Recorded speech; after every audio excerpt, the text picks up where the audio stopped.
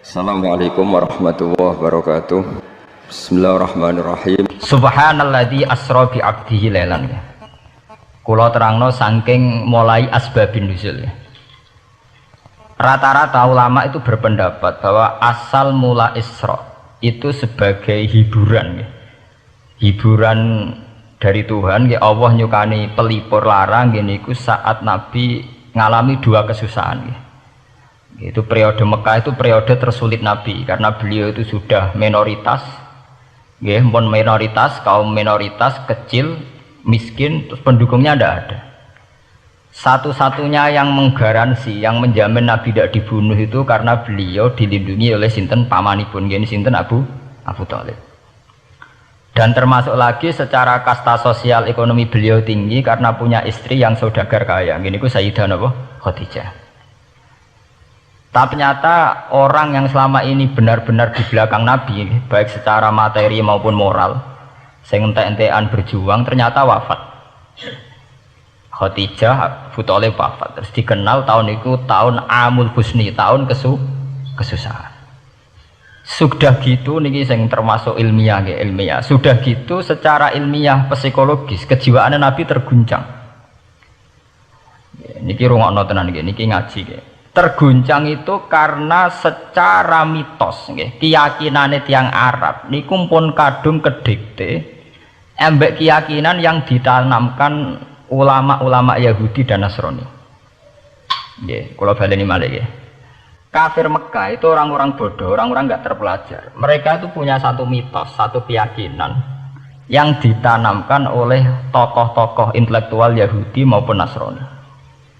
Apa keyakinan itu? Bahwa kenabian itu yang paling mungkin kalau orang itu dari turunan Bani Israel. Orang mungkin Nabi kok ora turunane wong Yahudi atau wong Nasrani.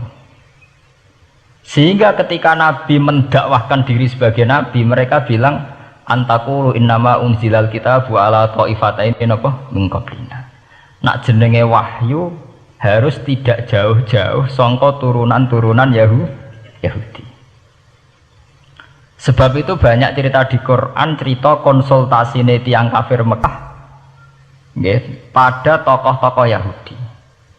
Setelah konsultasi ya disesatkan. Orang mungkin Nabi kok nemu ummiyin, bintu-bintu untuk apa? Wahyu. Podo-podo dadi Nabi rak kita, orang Muhammad. Ini kalau cerita sejarah. Sehingga saat Nabi ngaku Nabi, niku kayak sudah jadi mitos. Nabi itu tidak boleh jauh-jauh dari Palestina. Karena Nabi Ibrahim orang Palestina, Nabi Isa orang Palestina, Yahya Zakaria juga orang Palestina, Nabi Musa juga orang Palestina. Semuanya itu tidak jauh-jauh dari komunitas Baitul Aqsa. Ini ku masjid Baitul Maqdis atau Baitul Muqaddas. Lah itu wong kafir pinter, saking kepengen nyudutno Nabi Muhammad itu sampai Nabi mesti ning Palestina, ya mesti roh cerita-ceritanya Nabi ning Palestina. Ya aku apa tahu roh Palestina? Setelah kau detail-detail, nak kau pancen roh itu pintu masjid ning Palestina Baitul Aqsa jumlahnya piro, terus madhepe ning ndi wae. Jadi bahwa Nabi ngeklaim diri sebagai Nabi yang bisa membaca malakutas samawati, baca alam-alam gaib, niku dites nak iso tenan. Saiki aku takok jumlah pintu Baitul Maqdis piro. Nah, ini peringatan kangge santri-santri bahwa semua Nabi itu di luar dites fisik. Artinya zaman Nabi sholat ning masjid kayak teletong unta terus disiksa Abu Jahal itu hanya ujian-ujian fisik. Tapi di luar itu sebetulnya Nabi juga mengalami ujian-ujian intelektual. Ya kayak cerita-cerita di hadis sahih, Nabi itu sering didatangi orang Yahudi ditanya, "Mat, saya punya 5 pertanyaan. Yang tahu itu hanya Nabi. Kalau kamu bisa jawab ya Nabi, kalau enggak ya tidak Nabi." Termasuk takokane, apa pertama yang dimakan ahli jannah saat masuk surga? Kok aneh-aneh. Terus kenapa anak itu kok kadang mirip bapaknya, mirip ibunya? Tak kok aneh-aneh. Dan itu berlanjut terus sampai Nabi di periode Madinah. Nah sebab itu Nabi itu secara intelektual itu diasah Tuhan lewat proses Isra. Di mana Nabi saat itu secara fasih bisa menjawab jumlah pintu Masjid Aqsa sekian, perilaku Nabi Musa begini, wajahnya Nabi Musa begini, wajahnya Nabi Ibrahim begini. Sampai di hadis-hadis sahih Nabi bisa menjelaskan detail. Nabi Musa itu rambutnya kayak ini, wajahnya kayak ini, ada mutiwal. Itu detail sekali Nabi. Sebab itu di sini diterangkan oleh Imam Suyuti, peristiwa Isra adalah peristiwa di mana Nabi berjumpa para sinten Nabi. Itu asal usulnya kenapa? Karena sudah kayak menjadi mitos, Nabi itu tidak boleh jauh-jauh dari tradisi Yahudi, tradisi Palestina. Paham ben sampean roh asal usulnya.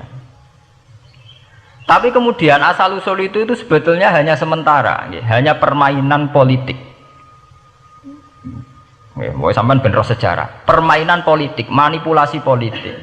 Sebetulnya Nabi itu ya tidak jauh-jauh dari beliau adalah keturunan Israel. Israel itu bukan menunjuk sebuah negara loh, sampean salah paham. Israel dalam bahasa Quran itu menunjuk auladi Yakub. Israel menjadi negara kan baru kemarin setelah diberi kemerdekaan Inggris, paham ya? Israel sebagai negara kan baru apa? Kemarin. Sehingga istilah Israel di Quran maupun di hadis adalah menunjuk auladi Yakub. So intinya di antara anak Nabi Yakub ono jenenge Yahuda. Yahuda di turunan-turunan itu mimbani Yahuda niku diarani bani napa? Israel. Ternyata setelah dirunut Nabi Muhammad itu ada beda jauh dengan keluarga Israel. Karena Nabi adalah turunannya Nabi sinten Ibrahim. Nabi Ibrahim niku gada putra kalih sing gada turunan gini ku Ishak kalian Ismail. Ismail kalian Nabi Ibrahim disalap teng Mekah. Gini ku sing disebut Quran inni askantu min dzurriyyati biwatin ghairi dzi sar'in inda baitikal muharram. Terus saking Nabi Ismail nurun-nurun ngantos Sayyid Adnan. Ya, mulane nak teng berjanji disebut wa adnanu bila raibin intadzawil ulumin nasabiyah ila dzabihi Ismail nisbatuhu wa muntama. Secara teori ilmu nasab Sayyid Adnan jelas-jelas wa adnanu bila raibin intadzawil ulumin nasabiyah ila dzabihi Ismail nisbatuhu wa muntama. Tapi yang menjadi masalah, yaitu tadi saya sudah bilang, seakan-akan Nabi Muhammad itu orang yang benar-benar berbeda dari dinasti itu, dari keturunan itu. Karena orang Yahudi, orang kafir Mekah di kepentingan menggagalkan kenabian Muhammad, sehingga dilecehno Muhammad bin Abi Kabsah. Oh Muhammad yang cilik di rumah tukang angan wedes. Jadi, gue nak seneng kiai kan. Inna akramakum indawi atqakum. Cek Ben Karlan, cek Karmin pokoknya takwa ya kiai. Itu enak lagi gedeng kiai itu kan. Anake Karlan kok kakean tingkah. Lah dhisik wong Mekah ya ngoten niku. Jadi nak muni Muhammad bin Abdullah bin Abdul Muthalib cek terhormat. Mereka adalah orang-orang bangsawan di seputar Quraisy. Nabi itu kastane Quraisy. Jadi kalau Muhammad bin Abdullah bin Abdul Muthalib cek ketok terhormat. Wong kafir pinter nang istilahna ora Muhammad bin Abdullah. Muhammad bin Abi Kabsah. Mergo cilike Nabi tau dirumat cara kene ya Karlan ning penjara desa. Mulane Nabi tau angon wedhus mergo tau de bapak angkat sing tukang napa? Wedhus. Lah wong Mekah pinter dididik wong Yahudi. Nek istilahna aja Muhammad bin Abdullah bin Abdul Muthalib iku cek kekerenan, terlalu napa? Keren. Jadi Muhammad bin Ibnu Abi Kabsah. Di wong nak seneng Pak Harto kan Soeharto jenderal besar. Nek sing gedhe wong kemusuk kan repot. Oh terus nyebut desa asli ini asal nak seneng bupati ya jadi bupati orang nomor 1 di Bojonegoro. Nak gedeng golekno asal usule. Sing ngoten mun sunatullah mulai riyen sampai kiamat ya. Sunatullah lati qad khalas napa? Min qabl. Walanta jadali sunnatil lain napa? Tabdila. Ya akan begitu. Nah sehingga peristiwa Isra itu satu peristiwa rohani ya. Selain peristiwa rohani nanti akan diwajibkan sholat, juga ada peristiwa intelektual, ada pengajaran intelektual bahwa semua nabi itu harus punya tradisi yang sama, punya karakter yang sama. Jika nabi dalam proses Isra itu dipertemukan dengan Nabi Ibrahim, Nabi Musa, nabi-nabi yang lain. Dan diskusi di situ juga ada diskusi-diskusi. Paham ya? Niki penting ya, penting kalau terangaken karena kalau tanpa tradisi yang berkelanjutan ya, sing disebut tenggene thariqah jenenge as-sanad al-mu'tabar, sanad sing mu'tabar utawi nak tenggene pondok-pondok kitab disebut sanad sing muttasil. Ini nanti semua tradisi kenabian akan melenceng. Kalau melenceng itu ngeri. Karena setiap orang dia mesti gada subjektivitas sendiri, punya versinya sendiri. Sehingga semua nabi harus model istilah politik itu punya platform yang sama, punya karakter yang sama, punya model yang apa? Sama. Nah, sebab itu secara intelektual Nabi Muhammad itu dikenalkan oleh karakter para nabi-nabi dulu. Ngedetek satu Quran 30 juz. Andai kan sampai hafal Quran, sampai ngurunut sejarahnya coba. Kita ini kan kadung dibentuk, artinya kita ini ya alhamdulillah sudah kadung kebentuk, tahu sejarah para nabi. Tapi asal usulnya kita tahu lewat kitab yang namanya Al-Quran. Supaya apa? Nabi Muhammad itu dibimbing bahwa Quran atau ajaran beliau benar-benar musaddiqal lima baina yadeh, benar-benar selaras dengan ajaran sebelumnya. Mulai ajaran yang bersifat samawi sampai hal-hal yang basariyah, yang menyangkut tabi'ah apa? Basariyah. Kalau contohnya ngeten, misalnya begini. Nabi Muhammad disejarahkan Nabi Ibrahim, beliau punya problem. Problem itu berupa punya bapak atau paman yang tidak Islam.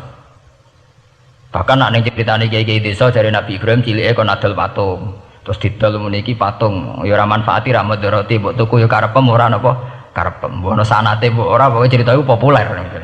Disejarahkan begitu. Sehingga Nabi Muhammad tahu, oh ternyata yang punya problem ngadepi keluarga itu tidak saya tok. Dulu Nabi Ibrahim juga punya problem ngadepi keluarga. Aku tak lumayan terima paman, Pak Lek, Pak De, Abu Jahal sinten?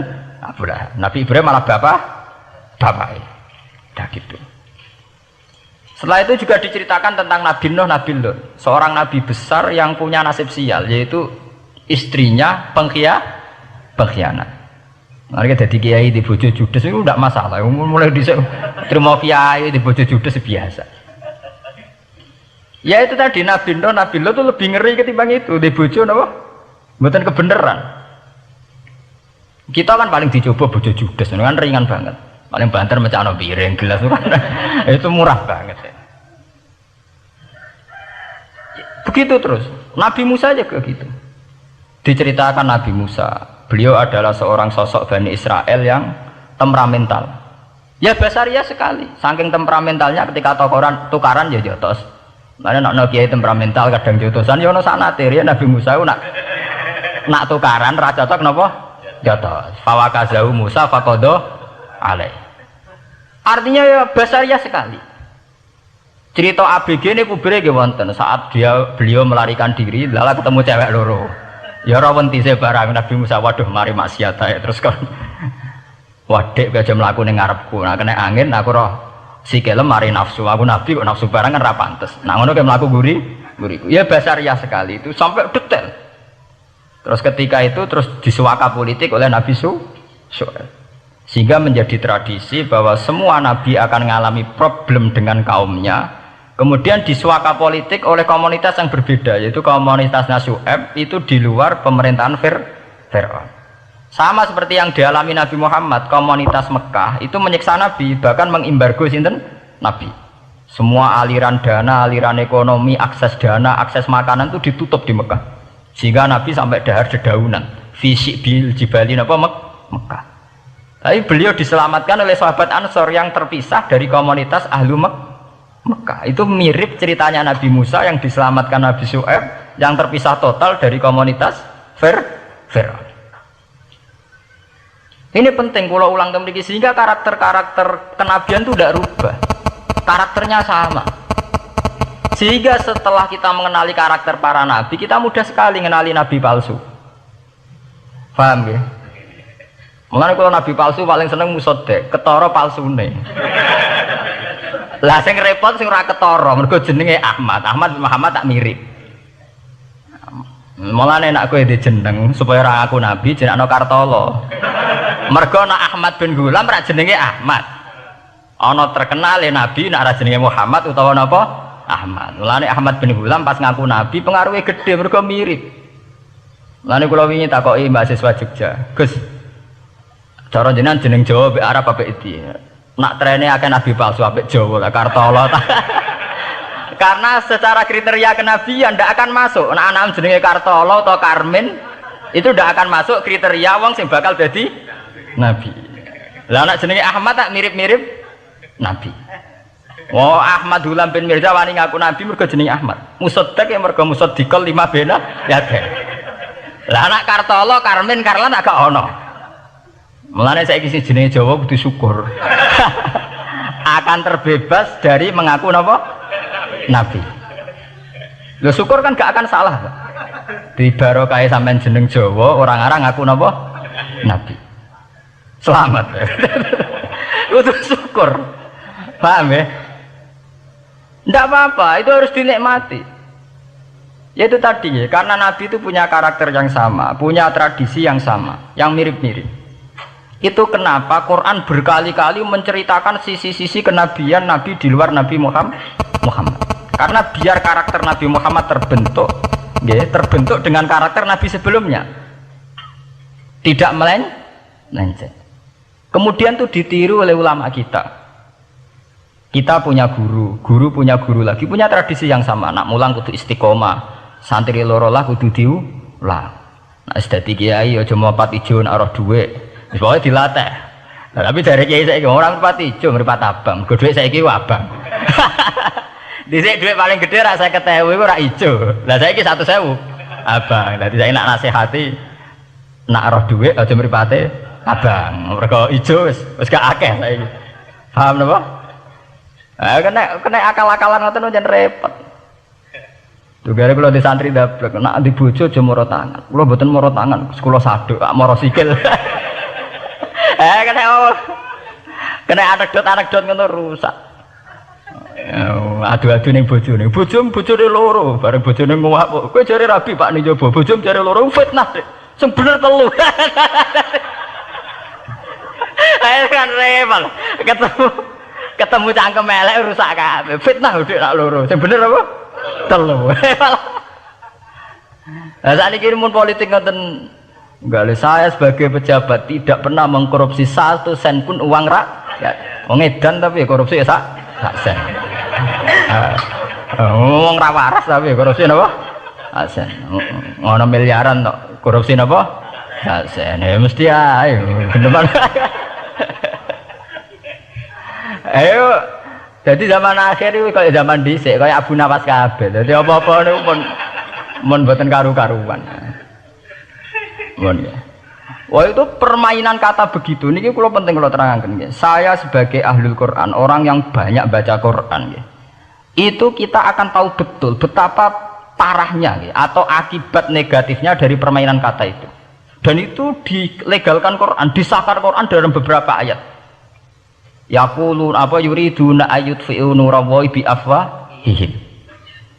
Orang-orang Yahudi, Nasrani, kafir Mekah itu ingin sekali membunuh Islam lewat permainan kata bi afwahihim.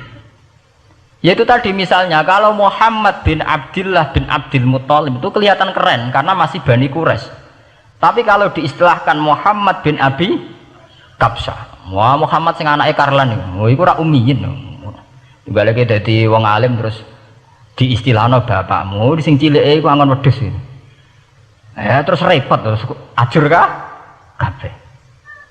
Itu bi afwahihim. Efektivitas bi afwahihim itu sampai tenggene Tarikhus Suyuti wonten keterangan wa min dzalika irtadda jam'un minas sahabah. Dari permainan kata yang ditanamkan orang Yahudi itu sampai banyak sahabat yang murtad. Istilahnya itu jam'un minas sahabah. Meskipun setelah murtad itu ya divonis tidak sahabat. Misalnya menyangkut nasa mansuh. Orang Yahudi pinter, du'afaul muslimin, orang-orang muslim yang imannya masih lemah. Delok le nabimu, wong kok pelin-pelane ngono.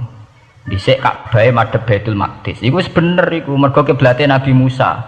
Nabi-nabi dhisik kiblate Baitul Maqdis. Nah saiki gara-gara dekne kangen keluargane pancen dekne cak Mekah, saiki kangen Mekah. Terus kon manggon omahe buyut-buyute. Dadi saiki kiblat diadepno omahe buyut-buyute. Kangen-kangene dhewe tunggu urusan kiblat. Jadi pas Nabi itu masih di Medina. 16 bulan Nabi salate madhep Baitul Maqdis. Suatu saat tok wahyu falan waliyana kiblatan tarduha. Fawalli wajhaka satral Masjidil Haram. Sakniki kan madhep teng Mekah. Sajane iki normal saja. Artinya normal ya normal. Tapi orang Yahudi memanipulasi bahwa itu fakta, bahwa Muhammad itu memimpin agama dengan cara tradisinya sendiri. Mergo dekne kangen keluargane ra iso muleh, terus salat madhep daerah dhewe, nggo pelipur lar. Ya jare sahabat sing duafal muslimin diangen-angen ya iya. Nah niki kula peringatan tentang santri-santri ya. Sebab itu kalau sampean jadi kiai itu santri harus punya wawasan intelektual yang luas. Semenjak itu Quran mewahyukan secara nalar sejarah. Ya niku sing disebut ayat inna awwala baiti wudi'a lin-nasi lalladzi bi Bakkata mubaraka wa hudal lil alamin fihi ayatum bayyinatum maqamun Ibrahim. Akhirnya Nabi Muhammad nantang ning tokoh-tokoh Yahudi. Apa salahnya saya punya dua kiblat? Baitul Maqdis adalah kiblatul anbiya karena dulu Nabi Musa di situ, Nabi Isa di situ. Sekarang saya menghadap ke kiblat yang lain karena itu kiblatul Ibrahim dan dia lebih senior. Lebih apa? Senior. Sebelum ada Baitul Maqdis sudah ada Mekah. Mekah lebih senior, lebih tua. Terus disebut fihi ayatum bayyinatum maqamun Ibrahim. Nabi Musa, Isa adalah periode setelah Ibrahim. Sebab itu akhirnya semenjak perdebatan itu orang Islam bangga. Makanya sampean kalau ngaji hadis-hadis sahabat tuh bangga. Ana miman sholla ilal kiblaten, ya. Ana miman sholla ilal kiblaten. Aku termasuk sahabat yang menangi dua kiblat. Mergo zaman madhep Baitul Maqdis ya kiblatul anbiya, madhep Mekah ya kiblatul anbiya. Artinya apa? Perdebatan ini dimenangkan oleh Nabi Muhammad bukan karena mitos atau kultus atau taklid buta, tapi memang secara sejarah kiblat tertua adalah Mekah. Ini disebut inna awala baiti wudi'a lin-nasi lalladzi bi Bakkata mubaraka wa hudalil alamin fihi ayatum bayyinatum maqamun Ibrahim. Artinya Quran tidak pakai teori mitos.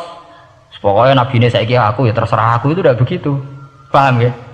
Tapi diterangkan secara kesejarahan bahwa asal usul Mekah jadi kiblat itu rasional sekali. Bukan karena Nabi orang Mekah, mboten. Memang dulu-dulunya Nabi Ibrahim berkiblat di situ. Jika Quran jawab inna awwala baiti wudi'a lin-nasi lalladzi bi Bakkata mubaraka wa hudal lil alamin. Terus kula bolak-balik masalah Isra ya. Niku masalah-masalah yang selain pelipur lara itu ada petualangan intelektual, petualangan ilmiah di mana Nabi Muhammad diperkenalkan oleh Allah ya, diperkenalkan watak para nabi, pilihan hidup para nabi, bahkan tradisi-tradisi para nabi. Sehingga mangke teng hadis sahih wonten keterangan saat Nabi nyancang atau menambatkan khimar atau buruk itu ya di batu yang dulu dipakai para nabi untuk nyancang nopo khimar. Jadi tradisi itu dimulai dari barang-barang sepele. Carane nyancang buruk we nabi mirip sama dengan nabi-nabi yang apa dulu. Terus memulainya Mi'raj juga sama dengan nabi-nabi dulu. Bon niku sing secara ilmiah tarikhiyah. Saat ini sing menyangkut akidah firqah fil Islam. Nah niki kula terangno. Menurut ahli sunnah, orang yang mengingkari Isra itu kafir. Ya kafir karena dzikra fil Quran ya. Isra itu dzikra fil Quran. Makanya tadi saya jarang sekali pakai bahasa Mi'raj. Ya, tapi nak teng Indonesia kadung menang merjep peristiwa Isra dan apa? Mi'raj. Pokoknya bahasa kadung salah, kadung menangan ya menangan. Kadung istilah Isra dan apa? Mi'raj. Sebetulnya yang disepakati ulama itu hanya Isra. Artinya yang memungkiri Isra itu kafir karena dzikra fil Quran. Lah kemudian Mi'raj menurut keyakinan ahli sunnah itu terjadi. Nah, setelah terjadi itu masalahnya biruhi wa jasadihi jami'an ma'an atau biruhi faqat. Nah, kemudian menjadi firqah-firqah yang macam-macam. Ada yang meyakini biruhi wa jasadi, ada yang meyakini biruhi napa faqat. Sampeyan kalau ngaji Al-Kawakibul Lama'ah karangannya Mbah Fadl atau kitab-kitab panduan ahli sunnah yang disahkan oleh NU. NU dulu pas musyawarah besar di Jemang yang dipakai panduan itu dulu yang disahkan itu Al-Kawakibul Lama'ah yang dikarang Mbah Fadl. Itu memang kita termasuk ngikuti yang biruhi wajah sedi. Tapi sebetulnya dalam kelompok yang biruhi fakot itu ada orang keren di dalam dunia ilmiah. Ini termasuk Aisyah meyakini biruhi fakot. Ya, tapi itu sudah masalah-masalah kemudian berkembang menjadi di luar masalah firqah, terus menjadi masalah said, masalah pengetahuan. Kalau masalah pengetahuan tentu kita ini terus masalah kan, artinya masalah itu kalau iman diukur dengan akal ya kadang tidak sambung. Wah itu mokal, orang dengan kecepatan sekian pasti hancur. Dan agama ukur akal terus ya repot. Wong dipendem jadi dibualung ya dibualung, dibakas tangi barang. Jadi sing disoal ora mek rotok kabeh napa? Disoal. Manjen masalah manusia itu masalah-masalah sing ya begitu. Oke. Mbon niku mboten penting. Nah, itu terus kemudian menjadi firqah. Terus kemudian ada hadis-hadis yang menerangkan proses Nabi dialek dengan para nabi. Kayak ketemu Nabi Musa, Nabi Ibrahim, terus Nabi Idris, Nabi Isa, Nabi Musa. Itu terus diterangkan di hadis-hadis sahih. Ini kalau balik tentang keterangan wau, sebetulnya pertemuan-pertemuan ini itu dimaksudkan Nabi biar punya tradisi yang sama dengan nabi-nabi sebelumnya. Karena ini penting ya. Sama nek sira rasane dadi kiai. Niku krasa banget. Misalnya kita ya. Kita akan dididik ala pesantren misalnya. Kita punya kiai-kiai yang punya tradisi. Misalnya nak rawong nakal, wong minum astagfirullahaladzim, wong kok ngono kan gitu. Ya hanya begitu. Sehingga wis kaya identik angger kiai NU atau amalia NU iku rawani naboki wong sing nyabu. Ya rawani nyaduki wong sing lagi minum. Kemudian itu dianggap satu kekurangan atau apa, walhasil kemudian lahir kayak FPI, orang yang tidak menerima metode itu. Tapi sudah kayak ada janjian tuh begitu, kiai paling anti kemungkaran lah itu. Masa kiai paling kerengo sapa yang terkenal kerengo. Mereka tidak punya catatan repot bahwa mereka pernah jotosi wong minum. Masih sing sering jotosi santri lah itu tetap rata wono terkenal jotosi napa? Wong sing mabuk, wong sing minum. Itu sudah kayak tradisi. Dulu zaman Basim Asari Jombang terkenal hijau be abang, yang wabang ya abangan tenan. Sing hijau. Tapi tidak ada catatan sejarah kiai jotosan be pemabuk. Ya memang kayak kita sudah punya tradisi naruh kemungkaran itu menang kalah itu lewat proses bil hikmati wal mau'izatil hasanah. Kita ini kayak punya tradisi naruh kemungkaran milih model Nabi wa mahdi qaumi fa innahum la ya'lam. Itu ya kayak ada janjian begitu. Meskipun kita sebagai orang alim ya tahu nahi mungkar itu wajib. Nahi mungkar itu begini-begini, tapi ya praktek kita tidak pernah begitu. Ya, kalau di Timur Tengah kebalikan. Mana ada terima karuan wong nakal. Podo soleh beda aliran halal dibunuh. Sehingga wong Sunni yo ngalalo daerah wong Syiah nggih ngalalo daerah napa? Wong Sunni. Ya sudah kayak tradisi. Sampai nak maca kitab fikih khas Arab. Mau biasa muni wong ngene iku muhaddarun damu. Padahal ya wong soleh, wong Islam di mazhab apa ini disebut darun apa? Damu. Sehingga kita itu tadi kita punya tradisi. Saya tuh kalau sedang tahajud, matehai para wali-wali songo atau apa, itu yang terpikir di saya itu hanya satu. Agama Islam itu lahir lewat Quran dan hadis. Tapi kemudian tahu-tahu tetap berimprovisasi, berkembang sesuai tokoh yang membawa. Sampai kalau melihat Islam di India dulu sampai perang besar-besaran, kemudian zaman Abul A'la Al-Maududi, zaman periode Muhammad Iqbal, sampai India pecah, kemudian jadi Pakistan yang bernegara apa? Islam, karena banyak konseptor Islam yang tidak setuju negara sekuler. Akhirnya mereka misah jadi negara Islam Pakistan. Kemudian Timur Tengah juga begitu. Karena Timur Tengah sudah Islam semua, masalahnya itu diislamkan ala Sunni atau ala Syiah. Iran menjelma sebagai aliran Syiah. Yang Sunni dianggap sesat, halal darai. Irak zaman Saddam Hussein pemerintahan Sunni. Sing Syiah dibantai, sehingga wong Kurdi do mati. Era Saddam keok gentenan Saddam sing di bantai. Makanya kalau saya ngaji di Jogja, seminar di Jogja bilang, kita ini harus bersyukur. Kita ini punya tradisi konflik yang terbaik di dunia. Enggak, kita ini punya tradisi konflik yang terbaik di dunia. Sampai nak Isra Ikhwanil Muslimin teng Mesir, Badan Intelijen Nasional atau Badan Stabilitas Nasional, Bakor Setanas atau itu harus terima kasih sama tradisi tokoh-tokoh Islam di Indonesia. Lepas dari kita setuju tidak setuju itu terserah, tapi kita punya tradisi konflik yang paling baik di dunia. Kurang bencinya Gus Dur sama FPI atau FPI sama Gus Dur, paling mereka ya adu statement di depan wartawan. Itu bagus sekali. Cara nang Arab wis tembak-tembakan. Kita punya sejarah. Secara pesantren saya itu punya sejarah panjang. Zaman Mbah Imam beda dengan Mbah Zubair, zaman Kiai Memun beda dengan Kiai yang lain. Paling adu statement saat ada tamu itu paling bagus. Kita punya tradisi konflik paling bagus di dunia. Kayak apa mangkalnya orang NU saat Gus Dur diimpis, dipecat. Tapi habis itu ya sering seminar ketemu Amin Rais. Ya mereka adu polemik, ini tidak konstitusional, ini apa. Gus Dur nggak jurus dekret. Sing sitok nggak jurus sidang mewah, nah, kurang serem sidang istimewa dilawan sidang luar biasa. Pokoknya agak istilah sing serem-serem. Tapi tidak saling bunuh loh, sampean harus syukur loh. Selama ini orang awam sering bilang, loh kiai kok tukaran. Sampean bandingkan di Timur Tengah, jenenge tukaran mesti tahdiruddam. Para polisi, para badan intelijen, para yang menjaga stabilitas negara ini harus terima kasih sama tradisi tokoh-tokoh Indonesia. Yang namanya di Mesir, di Irak, di mana-mana jenenge tukaran mesti melibatkan pertumpahan darah. Saat Arab Saudi jadi Wahabi itu besar-besaran pembunuhan apa pengusiran orang-orang Sunni. Tapi di Indonesia enggak, si anarkis. Paling itu tadi adu polemik. MLB dilawan MLB itu masih keren sekali, tidak apa-apa. Itu lebih baik ketimbang adu jotos atau adu hizib lah. Itu masih bagus.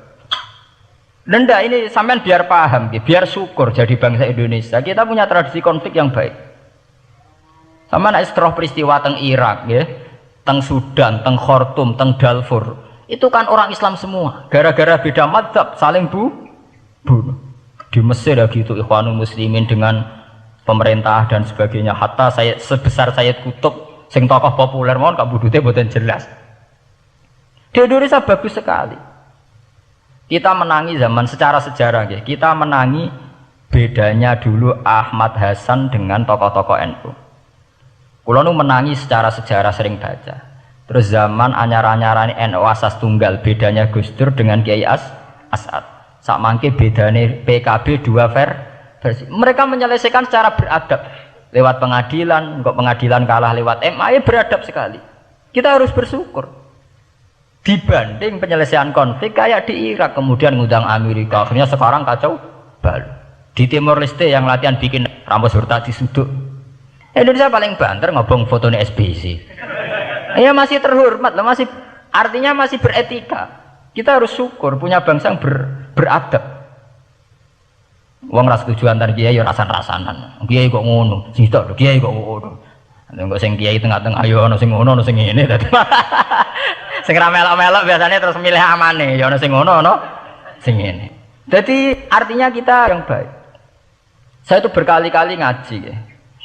Sampean kalau sering baca Quran dan menghayati, artinya orang maca Quran pelang-pelang ora karepe, menghayati. Saya itu sekarang sesadar-sadarnya, saya masih belajar. Ini jamaah sini harus tahu. Saya hingga detik ini masih belajar. Entah itu lewat belajar baca Jalalain atau belajar merenung maupun belajar lewat yang lain. Quran itu dulu ya sering nyebut begitu itu saya tidak paham. Sekarang itu saya paham, tambah paham. Misalnya di juz 4 ada istilah ikhwanan. Orang mukmin disuruh ingat peristiwa-peristiwa yang dulu saling kuntum a'daan fa'allafa baina qulubikum fa asbahtum bi ni'matihi napa ikhwanan. Dulu kamu bermusuh-musuhan, yaitu antara kelompok Aus dan Khazraj. Gara-gara barokatul Islam sekarang kamu menjadi ikhwana, menjadi bersaudara. Sampean kalau melihat TV merunut konflik di Irak, sering ada bom bunuh diri, itu kan ada asal usulnya. Memang sekarang orang menimpakan kesalahan itu pada pasukan multinasional yang dipimpin Amerika dan Inggris. Tapi sebetulnya ada usul-usulnya. Sampai Amerika bisa masuk karena orang Irak tidak ikhwanan. Tidak apa? Yaitu ada Syiah, ada Sunni, mereka saling menikam, saling bunuh. Sehingga karena ada ikhwanan ini pihak ketiga masuk, yaitu tentara multinasional. Makanya saat di Jogja ditanya, cara jenengan sebuti menyangkut Ahmadiyah, menyangkut konflik di Jakarta, saya bilang, sekarang setiap orang bikin from apa forum, yaitu baik, kalau niatnya baik-baik. Tapi andaikan saya ditanya Tuhan nanti, hak kowe iku kelompok apa? Pokoknya anggar NU atau Muhammadiyah aja mayoritas, kamu milih salah sitok itu. Bukan karena saya oportunis milih yang besar, itu lebih baik, lebih maslahat. Karena kalau setiap orang merasa benar bikin kelompok sendiri akan menjadi kelompok banyak. Dan saat menjadi kelompok banyak, tentu konflik lebih tidak terpola. Tidak apa? Terpola.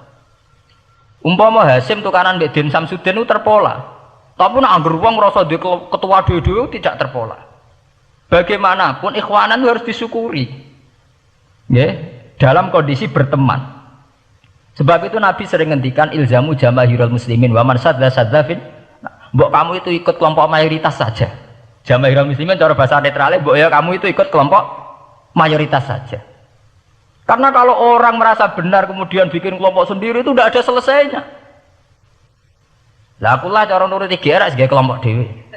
Wong aku ya di umat, di pengaruh sing nyucup wis akeh. Tapi kalau semua orang merasa begitu kan repot. Mursid di kelompok dhewe, tukang toreko di kelompok dhewe, tukang ngaji di kelompok dhewe. Model kitab pirang-pirang sesuk ana jamaah Jalalain, jamaah Muin, jamaah Fathul Wahab. Nah, sing iso ngaji jamaah tahlil, jamaah istighosah. Ora ana bare itu. Saya tuh kalau ditanya di Jogja, meskipun saya kritis, artinya kritis itu mungkin terhadap satu fenomena kita tidak setuju atau Muhammadiyah dalam banyak hal atau satu dua hal. Itu tidak menjadi alasan kita untuk tidak mengikuti mainstream. Karena kalau mainstream ini dilanggar, itu kita tidak akan ikhwanan. Dan akibat negatif dari tidak ikhwanan adalah kayak kasus Iran. Iran itu kenapa tidak mudah diserang Amerika padahal punya nuklir? Karena mereka seragam Syiah semua. Itu lebih gampang, lebih susah. Lawan itu apa? Susah. Arab Saudi juga mudah diadu karena karuan seragam Wahabi semua. Kita tidak bicara itu ya akidah, mungkin kamu bisa debat Wahabi itu benar apa enggak, tapi karena relatif aman nggak diacak. Indonesia juga gitu. Kenapa tidak banyak konflik? Karena orang itu Islamnya kalau udah NU ya Muhammadiyah, mau cocok ra cocok boleh milih, itu lebih mudah ketimbang ada faksi-faksi baru kemudian stabilitas menjadi tambah kacau. Nah, di sini pentingnya ngaji, karena dari ngaji itu kita akan kembali ke ma'rifatullah, ngerti Allah yang sebenarnya. Sebab itu di surat Isra disebut pada akhirnya ngaji itu apa? Subhanalladzi asra bi 'abdihi lailam minal masjidil haram ilal masjidil aqsa alladzi barakna haulahu. Tujuan akhirnya linuriyahu min ayatina.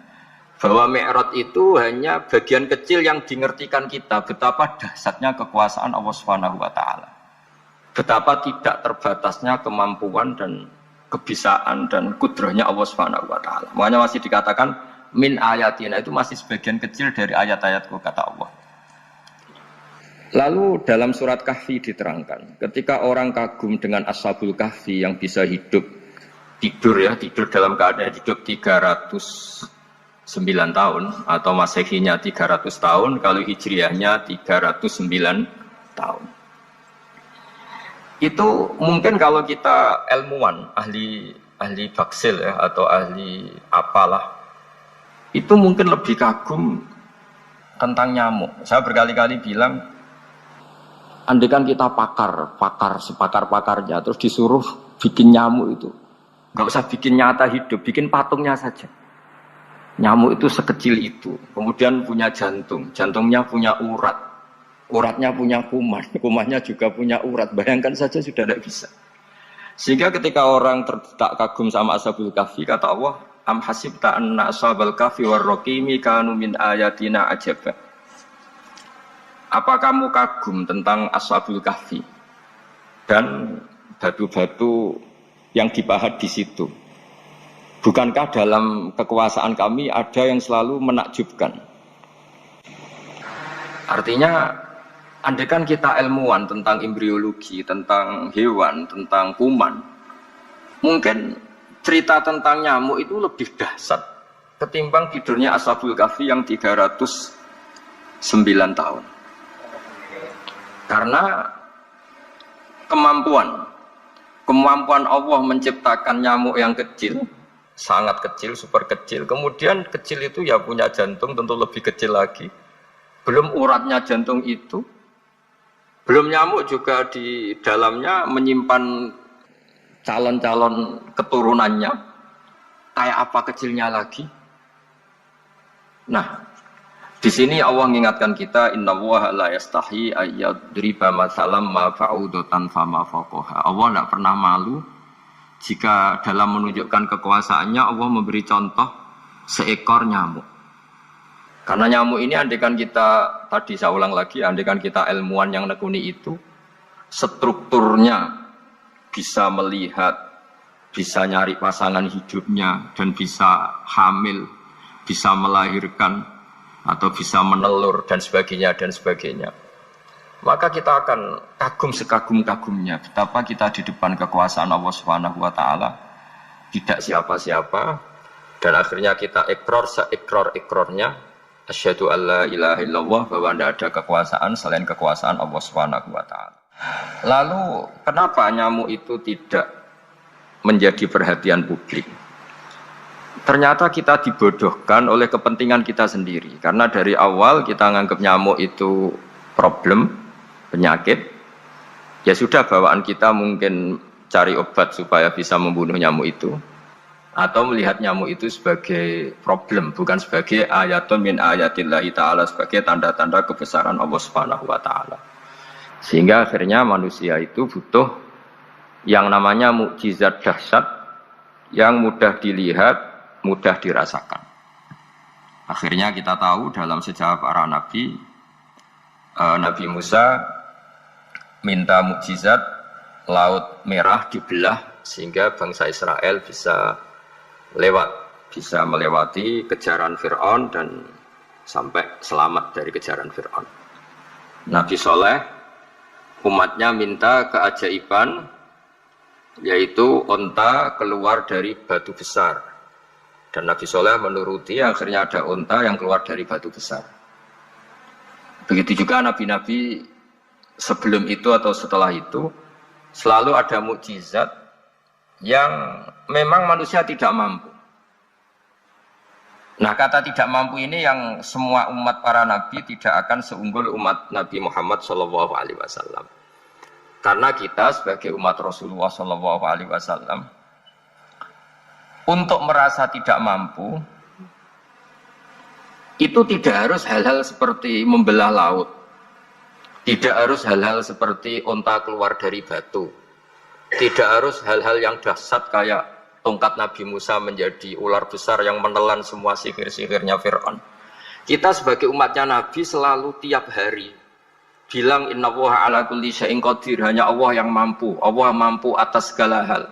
Melihat nyamuk kita iman, melihat hal-hal kecil. Karena kita ketika melihat nyamuk itu mesti kita itu kok hebat nyamuk, tanpa rapat, tanpa ada gaji dari Kemenku bisa populasinya dijaga.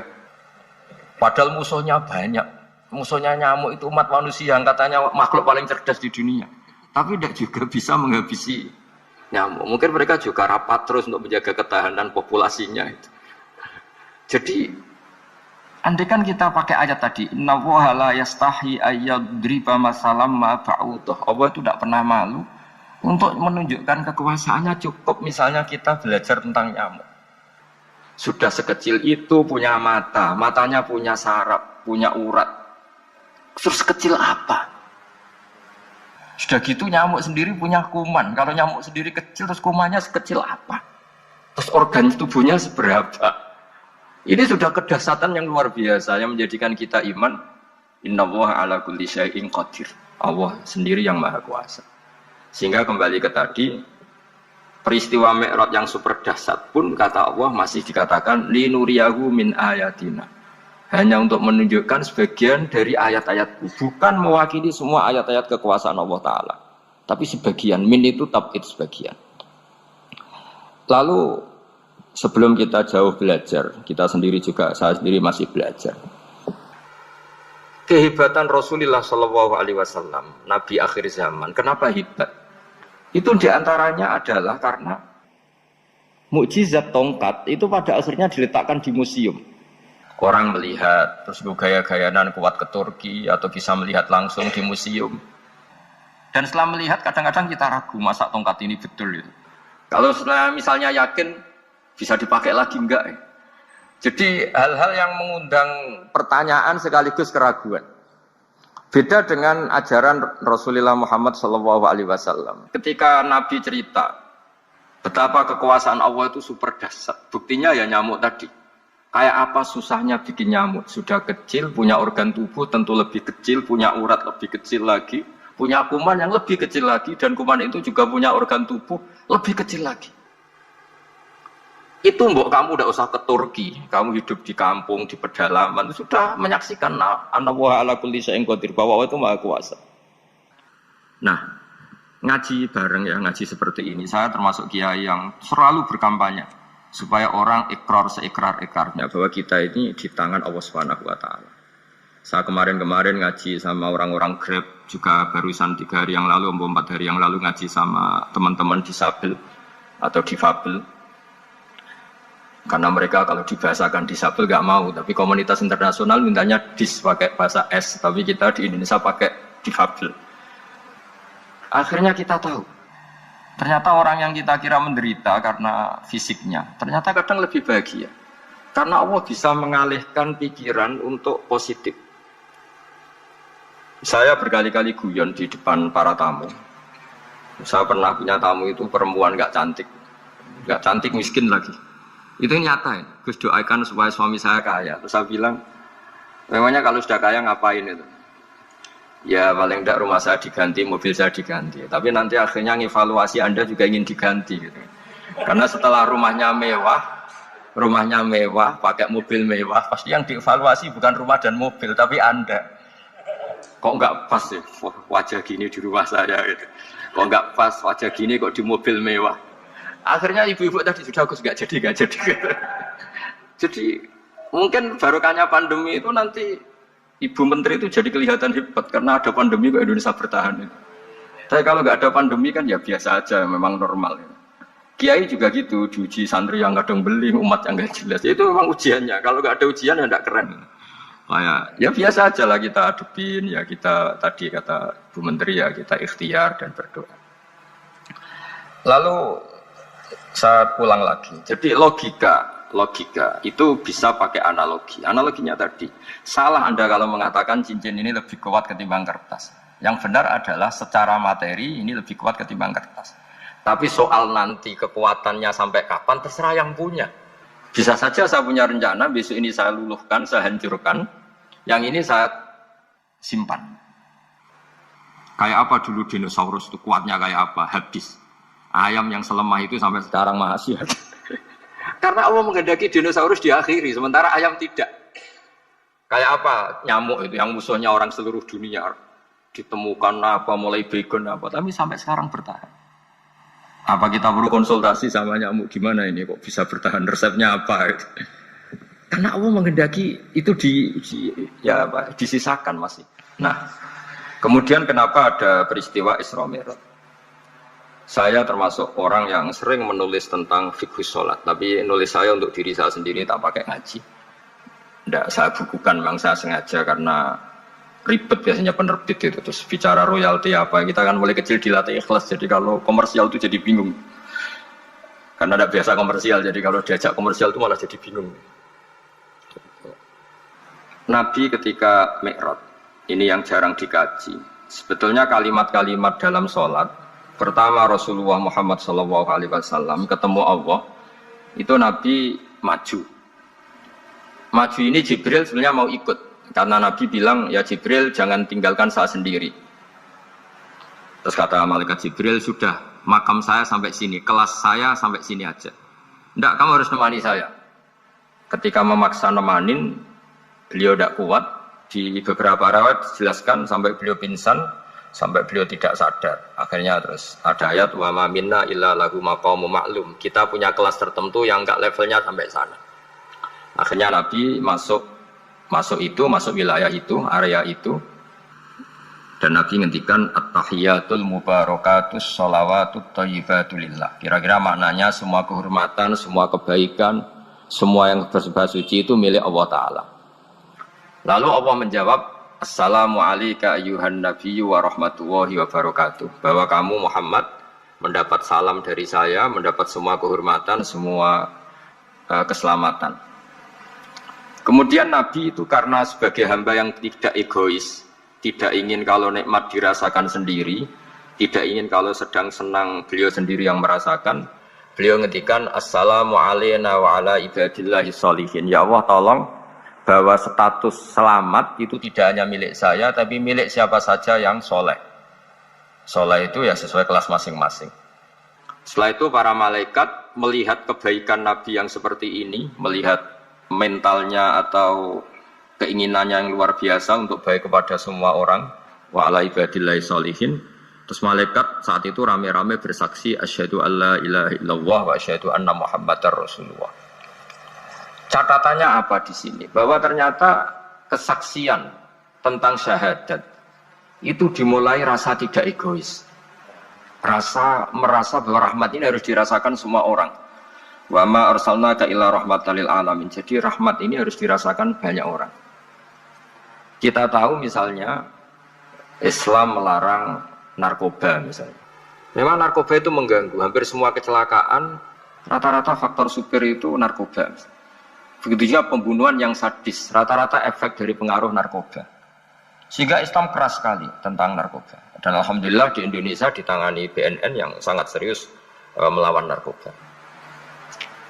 Nah, keputusan Islam melarang narkoba itu keputusan yang luar biasa, yang menjadi berkah bagi semua.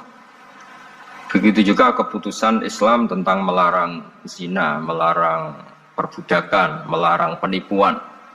Dan Islam mendukung misalnya gerakan nikah, gerakan adil, gerakan keseimbangan dan kemanusiaan.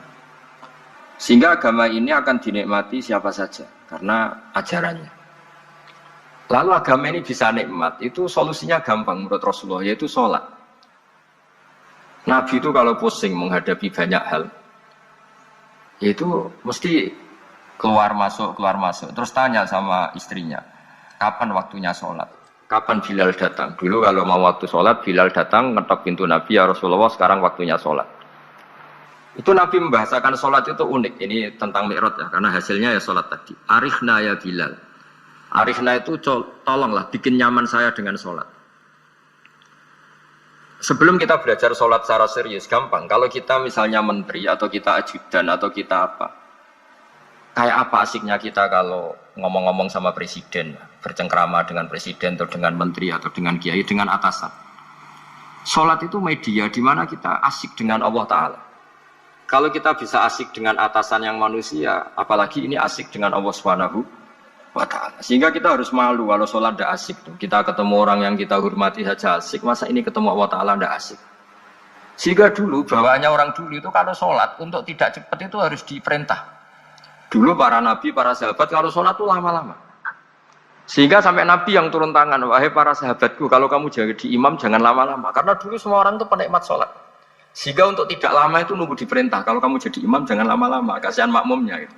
Nah sekarang alhamdulillah tanpa dilarang sudah cepat semua. Ini sudah ada kemajuan, ini sudah maju sekali ini. Nggak usah dilarang sudah cepat. Dulu itu saking asiknya orang sholat. Untuk supaya agak cepat itu harus ada perintah dari Nabi. Kalau kamu jadi imam jangan lama-lama. Nah kita kalau sedang pas baik lah, pas waras lah kira-kira gitu. Kalau bahasa orang Pantura, saya ini orang Pantura. Jadi kalau ngomong lebih keras, lebih vulgar. Normalnya orang sholat itu tidak bisa ngakhiri.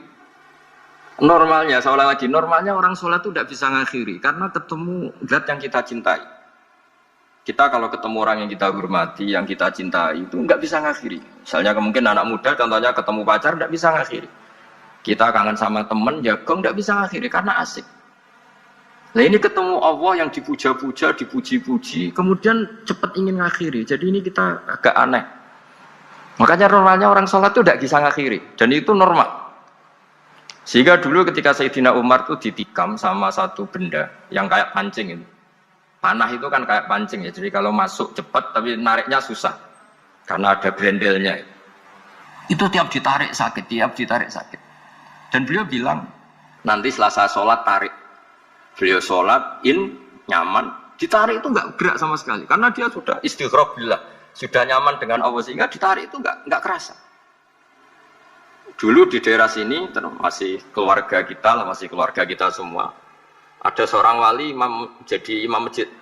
Itu di PHK sama takmirnya. Karena ketika sujud dia asik terus lama sekali. Sampai 30 menit. Sampai santrinya bilang, Mbah, sampun. Setelah itu rapat dihentikan. Ditanya, kenapa Mbah sujud begitu? Saya tidak bisa mengakhiri orang nikmati sujud kemudian ingin berhenti. Nah, Sayyid Ali Zainal Abidin yang populer, cucunya Rasulullah SAW, anaknya Sayyid Husain, putranya Sayyid Husain. Itu bapak saya kalau cerita, beliau itu sebetulnya sholat itu hanya ingin 2 rakaat. Setelah sholat 2 rakaat, ya Allah sebagai hadiah nikmat saya sholat 2 rakaat karena asik dengan engkau, saya akan syukur lagi sholat 2 rakaat. Akhirnya ketika nikmati sholat, dia sholat lagi 2 rakaat sampai akhirnya 1000 rakaat. Itu tanpa rasa capek, karena merasa keasikan. Masa momen seasik ini kemudian saya tinggalkan ya Allah. Akhirnya sholat lagi. Sehingga ada seorang wali ditanya, kamu ingin masuk surga? Tanya, di surga ada sholat enggak? Enggak ada kan? Wah kalau enggak ada sholat saya enggak masuk surga. Terus dibilang, ya sholat aja. Terus dia mau masuk surga. Kalau kita akan kebalikan, kita ini masuk surga itu sebetulnya kita ngawur sekali.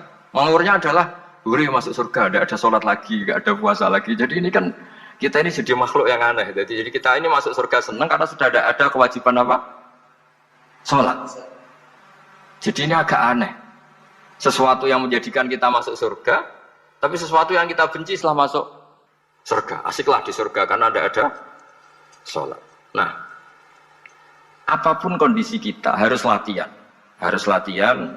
Kita entah seberapa kadarnya ingin niru Rasulullah SAW ketika ngendikan wa qurratu aini fi sholat. Nyamanku, hatiku tentram kalau saya pas sholat.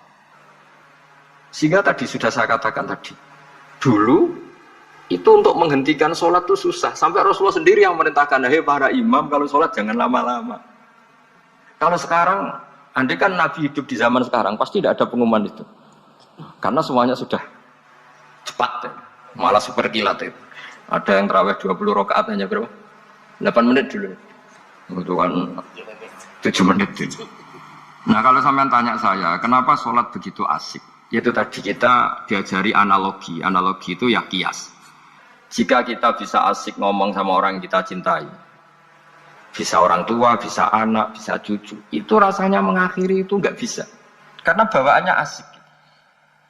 Apalagi ini kita munajat, bercengkrama dengan zat yang kita butuhkan sebelum kita ada, sampai setelah kita ada, sampai setelah kita tidak ada. Kita semua akan hasbunallah wa ni'mal wakil. Sehingga dulu bawaannya orang dulu itu, saya cerita sedikit, ada orang mau meninggal, namanya Umar bin Abdul Aziz, itu Khomisul Khulafa, orang terkenal aktil. Ketika mau meninggal, senangnya bukan main. Ditanya, kenapa engkau senang? Memangnya kalau saya mati mau kemana? Ketika saya hidup dengan segala nikmat itu ya karena Allah Ta'ala. Saya nanti mati ke zat yang sama, dikelola oleh zat yang sama, yaitu Ar-Rahman Rahim. Dulu saya disayangi Allah, paling selamati juga disayangi Allah. Karena yang jadi Tuhan selamati, Tuhan yang sama ketika di dunia, yaitu Rahman Rahim.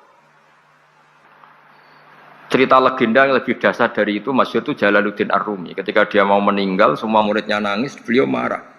Kenapa kamu menangis? Ya karena guru mau meninggal.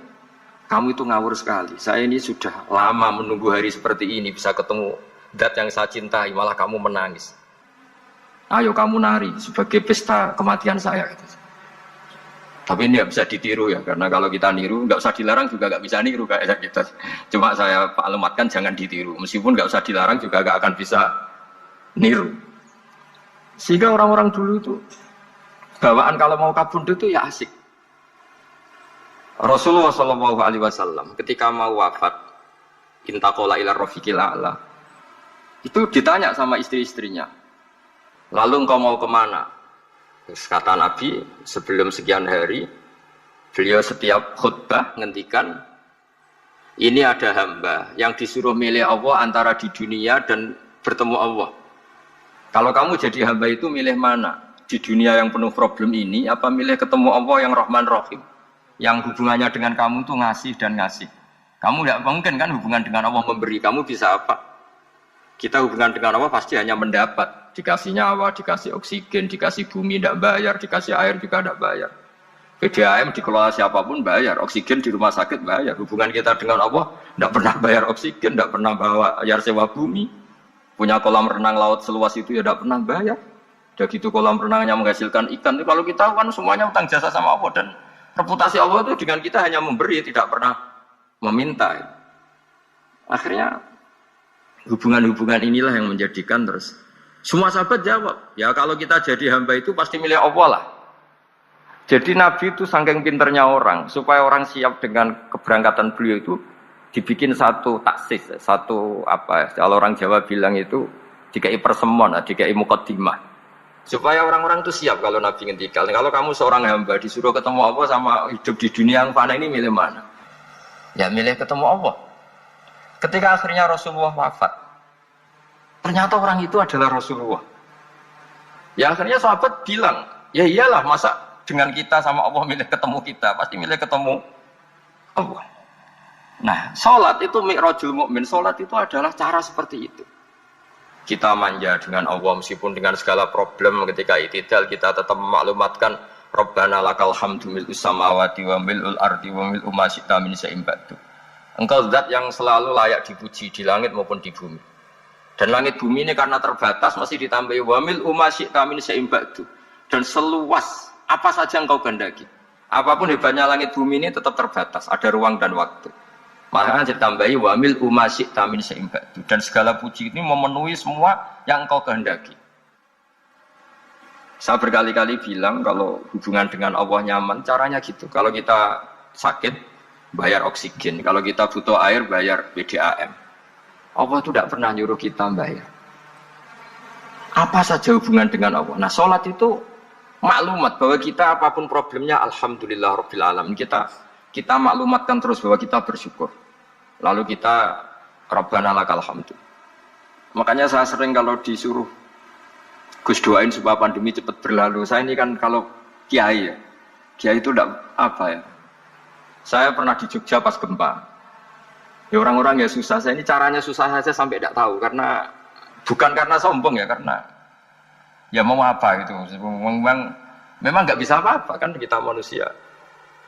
Jadi saya mohon sholat ini jadi media yang luar biasa. Jadi di antara makalah Imam Syafi'i paling terkenal itu fasihan idama kana fi dzikri rabbih wa fi ma siwahu kana fin nasi ajama. Orang baik itu orang yang fasih. Fasih itu lantang dan cerdas dan vulgar dan nyaman ketika ngomong tentang Allah. Salat itu semua hubungan kita ngomong dengan Allah. Misalnya kabira walhamdulillah katsira. Hanya Engkau yang maha besar ya Allah. Orang yang katanya terkuat di dunia karena presiden superpower misalnya. Nyatanya waya mati ya mati. Kalau nggak makan lemes. Jadi orang kita sadar, yang katanya orang terkuat, paling hebat, kalau nggak makan lemes. Artinya ternyata hanya sekuat itu. Dia bisa instruksi seluruh dunia misalnya untuk apa. Ya. Tapi coba apa dia kuat nggak makan 2 hari. Makanya hikmah puasa itu orang tahu. Ternyata makhluk yang paling mulia itu manusia. Kalau nggak makan nasi 1 piring itu ya mati. Berarti hidup nasi sama manusia. Nanti kalau nasi bilang, saya tidak butuh kamu. Tapi kamu butuh saya, itu habis kita sudah. Makanya ketika ada orang yang mempertuhankan manusia, itu Allah cara menafikan itu hanya bilang kana yakulanit to'am. Yang kamu tuhankan itu makan. Hanya makan itu kalau dia tidak makan lemes. Jadi kiai itu atau manusia-manusia yang dekat Allah al-arif billah itu ketika mengatakan kabira walhamdulillah katsira subhanahu wa bukrata wa asila itu kelihatan. Makanya Quran kalau mencibir kita, falola in kuntum ghaira madirin tarji'unaha in kuntum shadiqin. Kalau kamu merasa dikjaya, mbok jangan mati, mbok jangan tua. Sudahlah hidup terus. Dikjaya kok mati gak keren. Orang top kok mati itu gak keren. Jadi Allah cara gojlek itu ya sudahlah kalau kamu hebat jangan mati katanya.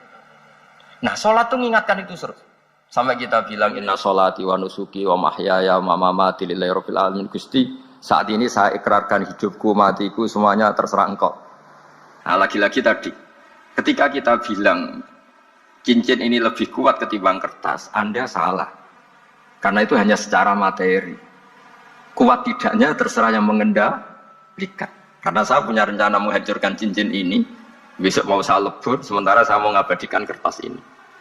Nah, disinilah terus kita diajari misalnya di surat Yasin yang populer, Allah itu siapa? Allah itu subhanalladzi biyadihi malakutu kulli syai', yang mengendalikan semua sesuatu. Makanya sholat itu menjadi penting. Saya sendiri termasuk orang yang jarang imami ya, saya selalu jadi makmum. Jadi andekan Mas Zakaria di sini saya juga makmum. Cuma keren saya kayaknya meskipun saya makmum. Karena saya kalau makmum itu bisa ingat Allah terus. Kalau imam itu enggak jaga image. Karena malu kan. Misalnya di masjid kementerian terus sholatnya kok cepet nanti dikira enggak Ustadz betulan itu. Kalau mau lama ternyata banyak urusan jadi banyak berpikir gitu. Tapi alhamdulillah ini barokahnya ngaji terus apa ya? Ya hasilnya mi'raj itu ya sholat itu. Sholat ini spesial karena tadi saya bayangkan itu di surga gak ada sholat itu ya terus saya wopo itu gak asik kan. Itu kalau Imam Ghazali itu membarter kita itu begini. Kalau kamu bangga jika kasrotin nisa pasangan kamu banyak, itu ayam lebih kuat ketimbang anda karena satu hari 1 jam bisa berapa kali. Kalau anda bangga bisa makan itu kerbau itu makannya lebih banyak.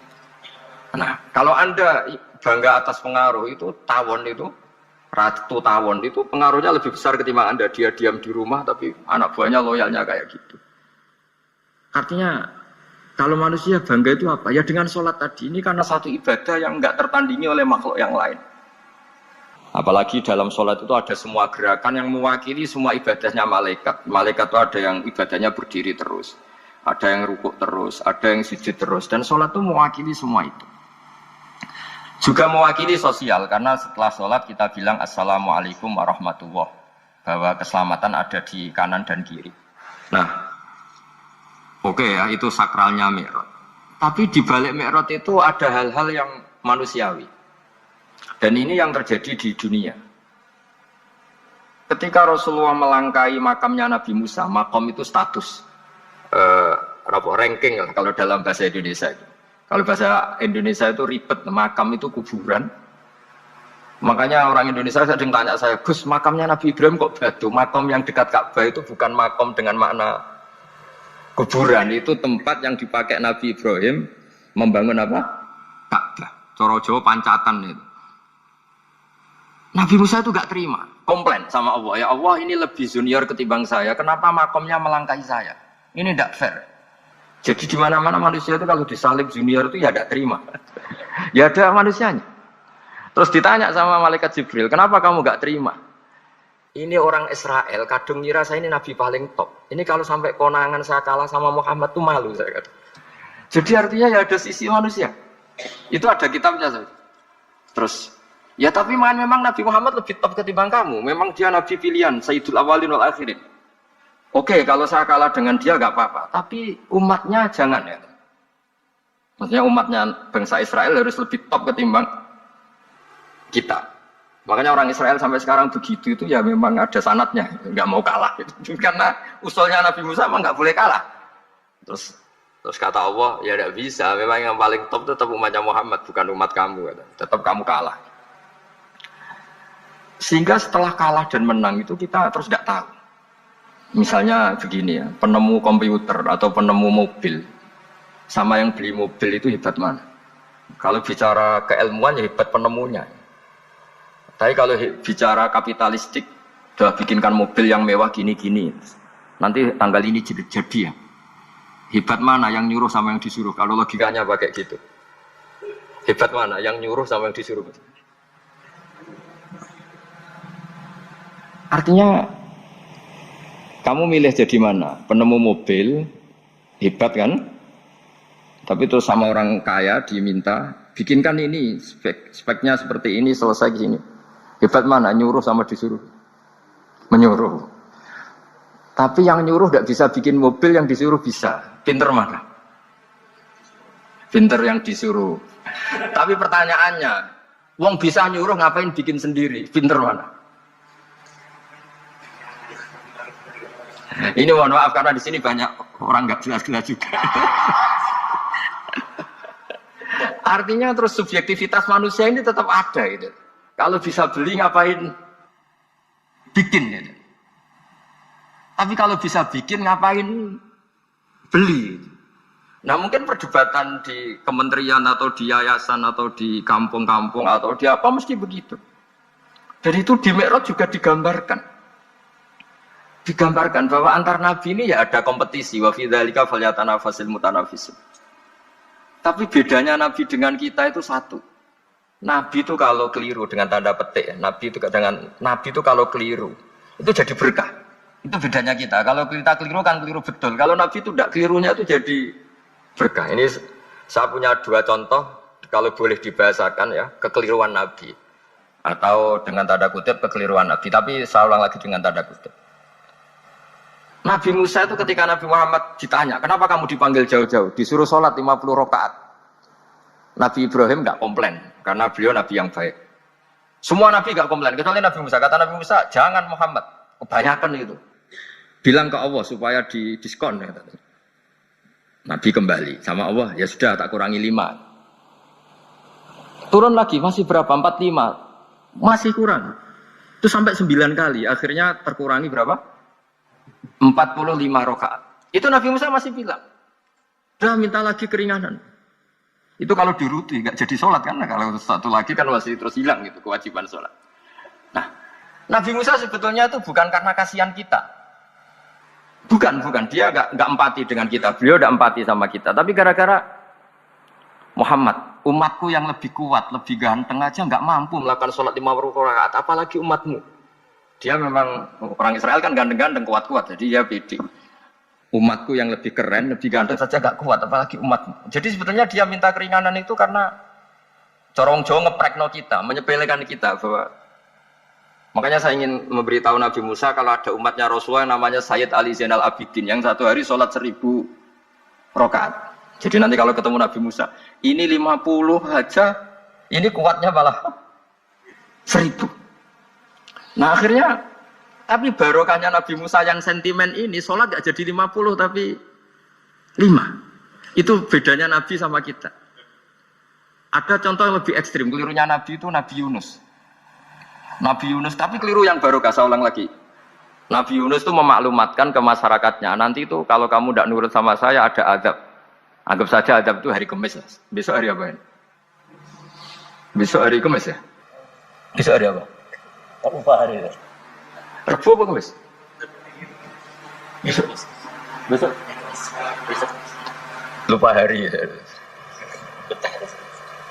Kata Nabi Yunus, 3 hari lagi akan ada azab. Tapi kurang 2 hari, kurang sehari umatnya masih dalam kemungkaran, dalam kemaksiatan, masih hura-hura. Akhirnya Nabi Yunus bilang, sudah ini tinggal sehari itu mau ada azab. Tapi mereka tetap hura-hura. Akhirnya Nabi Yunus itu, cara Jawa itu minggat. Memang bahasa Arabnya abaqo itu pergi yang tidak pamit. Itu kalau kamu cari di kamus, abaqo itu maknanya itu minggat, pergi yang tidak pamit. Sama Allah dibahasakan abaqo. Wong ra bener kabeh, udahlah tak tinggalkan. Setelah ditinggalkan, Nabi Musa disalahkan sama Allah. Kamu itu Nabi tidak diperintah hijrah kok. Hijrah, syaratnya Nabi kan mengambil keputusan apa saja berdasar wahyu. Tapi tanpa ada perintah wahyu, dia tetap keluar dari kampungnya itu. Keluar sama Allah disalahkan. Wong Nabi kok minggat. Akhirnya ketika dia di kapal, di perahu itu, dulu itu ada mitos, kalau ada perahu mau tenggelam pasti ada yang minggat, diundi. Sampai 3 kali yang keluar dia, akhirnya tahu diri nyemplung. Nyemplung terus ditelan ikan nun. Pokoknya ikan besar lah. Diberi sanksi sama Allah, karena dia Nabi kok melanggar, diberi sanksi ditelan ikan nun. Telan ikan nun karena beliau seorang Nabi, perutnya ikan itu jadi masjid, dia baca tasbih terus. Tapi barokahnya dia minggat tadi asbaqo. Akhirnya 1 hari itu mau ada azab besar itu orang-orang nginceng rumahnya dia. Diinceng. Kalau betul ada azab, pasti orang ini lari. Masa ada azab dia di sini?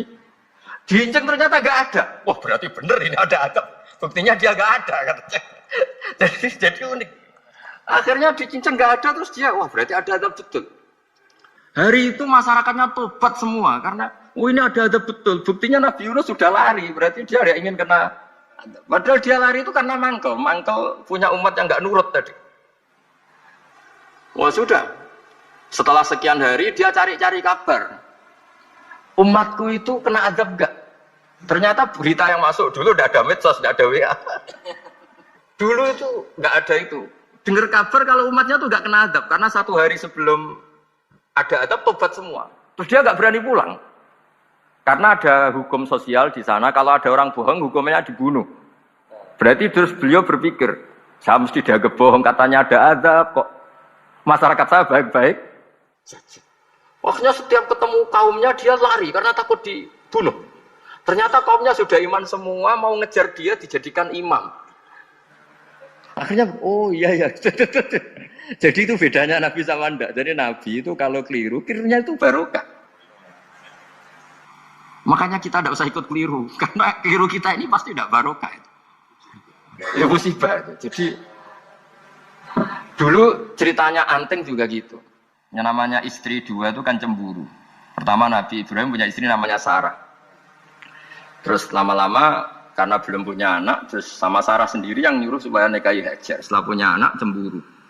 Kata Sarah, pokoknya saya nggak terima kalau kamu tidak ngelukai Hajar. Mulai dulu lelaki itu sudah pinter ngotak-ngatik. Kalau dilukai pipinya nanti tidak cantik. Apa ya? Yang penting ngelukai tapi tetap cantik. Terus ada Anting itu. Anting itu dulu ceritanya itu dilukai tapi tambah cantik. Nabi Ibrahim akhirnya melukai. Seneng Sarah karena sudah dilukai. Ternyata barokahnya dilukai itu jadi Anting yang mempercantik perempuan. Padahal melukai istri itu kan tidak boleh. Tapi ini Nabi, ada saja cara yang dipilihkan Allah untuk ya tadi keliru saja barokah. Itu bedanya Nabi sama kita. Makanya disebut mimbabi hasanatil abrar sayyatul muqarrabin. Jadi Nabi sama seperti Nabi Adam. Nabi Adam itu dilarang Allah nggak boleh makan khuldi. Akhirnya makan terus harus hidup di dunia terus jadi dunia seperti ini. Tapi itu menjadikan harapan seluruh dunia bahwa Allah itu maha baik. Ketika ada yang diberi sanksi, tetap diminta tobat dan dianjurkan tobat. Dan Allah berjanji setiap yang tobat pasti diterima. Sehingga terus kita sampai sekarang nggak pernah putus asa karena sudah diberi contoh bahwa bapak kita yang pernah salah dijanjikan tobat dan Allah pasti menerima tobat kita. Jadi ini bedanya kita dengan Nabi. Jadi semoga lewat pengajian ini atau ngaji bareng ini tunggu mau balik nih waman wal ayatul kubra. Nabi kan umatnya akeh, rata-rata diutang. Nak cari kodiyat ini bukan kulo sing ngomong cari kodiyat. Nabi ku cara kasarane dikorbanno pangeran. Mergo ngadepi culun-culun ngene iki jare.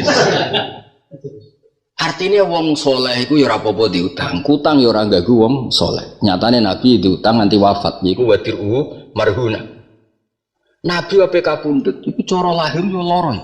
Sebagian riwayat disebut koyok dibacok pedang ping 70. Padahal adna auliyai, wali paling ndek ning umat Nabi udah biasa mati koyok turu. Tapi ngono iku ora gak ngancani wong akeh. Umume wong akeh kan ya sing ngene iki sak mati ku ngrepoti wong akeh.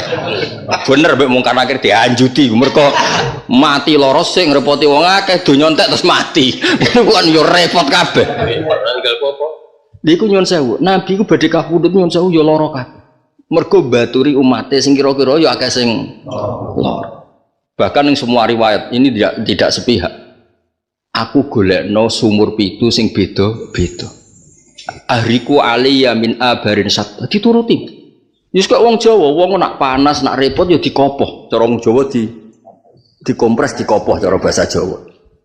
Jadi padahal beliau itu sayyidul awalin, kalau minta itu enggak ngalami itu semua. Kalau minta enggak ngalami. Misal pun Nabi banget pirsane nak umat itu digo bal-balan bojone. Yo Nabi yo ngalami di barko Aisyah, di barko Hafsah. Buareng puane juga agak ambek Maria pisan tok. Oh iku dadi cari kodiyat. Nabi ku didesain kaya umume umat. Yo diamuk bojo. Yo diutang, tau diamuk sing ngutangi. Yo tau Mas. Nabi tau diamuk sing ngutangi perkara untuk piye. Bareng sahabat-sahabat gak trimo. Ngono innali sahibil haqqi maqalan. Yo ben jenenge wong nake yo ngomel. Tapi ku ora kok hakikate Nabi ngalami ngono, tapi nggambarno rai-rai umate ngene iki. Angel temen nerangno kowe. Angel temen nerangno kowe nek gak tolok ngene wis. Jadi kabeh sing dialami Nabi iku mergo nganggo ukuran umum. Nah iku terus diceritakno Ihya wasairu bisairi du'afa iku daruratul anbiya wal auliya wal ulama. Jadi dakwah nganggo ukuran umum iku ukuran kebanyakan dan nabi-nabi dipaksa Allah harus melakukan iku. Umumnya wong seneng wong wedok. Nabi yang ngendikan wa hubbi ilm dunya aku matibu wanisa. Bedane Nabi selamat nak kowe ya mbah. Tapi nak senenge iku padha, cobane ya padha. Tapi ora usah ditapekno ya pokoke ngono. Pokoknya ngono. Aduh ngaku ya. Gak dhisik ndi ya kecoba dhuwit wong wedok iki jauh dhisik ndi. Dhisik ndi kecoba wong wedok dhuwit dhisik ndi. Karena kowe wani kecoba kena kiri wani kecoba wedok. Misale ra dhuwit blas wani wedok. Rawani gak dhisik ndi. Gak. Sing ngalami ini. Dhisik ndi. Maksudnya ra dhuwit lah tetep sahabat. Wah.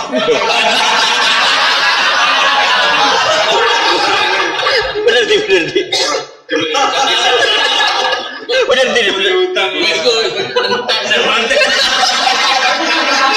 Bener di. Itu donat tak kok donat. Disendi. Lah nek ra di dhuwit terus ana rada seneng. Ora di rumah to napa cara. Dhisik gimana? Harta cara Rangga Warsita ya, Rangga Warsita ya, harta, tahta. Urutane piye cara Rangga Warsita? Harta, duit Gus. Duit. Pengen maju duit. Usaha bisa sik. Kembang. Rame-rame. Wong saleh-saleh aja melok-melok. Jadi kabeh iku coba. Nyatane ngene Mas, ada orang yang enggak kecoba wedok. Nyatane ujub itu bisa menghancurkan semuanya. Mulane Nabi nak ngendikan yo unik. Lagi jagani wong akeh cara qotiyat. Umpama kira dosa, laula anakku niku dawuh Kanjeng Nabi, umpama kira dosa, kowe di penyakit sing luwih ngeri timbang dosa. Napa niku Nabi ujub. Artinya semuanya itu dikono. Hasud yang ngono. Nabi itu nggih maklumi ya yang hasud. Ora hasud piye misale iki mondok bareng Toha, pinter kowe sing ranking yo kowe. Kowe keamanan yo tau nyekel dekne. Terus dekne dadi kiai, kowe dadi maklar ning pasar ngono ae misale. Kan wajib hasud kan. Wajib. Lha iya lho misale gurumu Quran ning pondok terus dadi wong biasa ke dipek mantu terus ngegang ning Madiun ngono kan yo. Terus diundang bupati nyucup ke dibolak-balik. Ya cara wong sing ngerti kertumu kan yo wajib hasud kan. Lha niku Nabi yo maklumi wong hasud. Jong hasud ya ora apa-apa, tapi aja wujudno, ya gremeng ae. Ida hasad ta falah tabghi. Hasud yo hasud, jong tapi aja wujud. Misale ngene, ana cah elek pancen ngantuk wong wayu. Padahal ora pati dhuwit, kan iku mesti hasud. Mestine aku mesti kan ngono pikiranmu. Ya tapi terus ora usah mbok lintrek ben pegatan ya ora usah ngono. Hasude segremeng ae ora usah provokasi. Iya, iku Nabi maklum. Jong kena hasud, ida hasadta fala tabghi. Sing penting ora mbok wujudno. Lah kok ora hasud yo ngrai ngene kok ngiyai misal kan yo takono kancane, takono gurune, takono sing kasus kabeh kan. Menang fiksir. Utawa ngene. Lah iya kan menang bejo mbek. Jadi Nabi itu koyo apa? Barang-barang salah wis dikelola. Barang salah. Di mana? Idza hasatta fala tabghi. Terus kowe nak diwatak suudon, Jong, aja terusno. Fala tatabba iku zamane kena diwatak suudon, yo aja terus mbok goleki datane. Wong suudon kok golek data, wong suudon iku wis haram kok malah mbok golekno data. Misale Mas yo, Toha kok mlire MC tenan terus mbok goleki data WA-ne. Ora usah ngono le dul. Suudon ya suudon ae. Tapi fala tu hakik iku cara Jawa aja mbok golekno data, mbok golekno data ya akeh-iyane lho. Rai-rai ngene. Mbok cek HP ne. Yo cete yo macam-macam.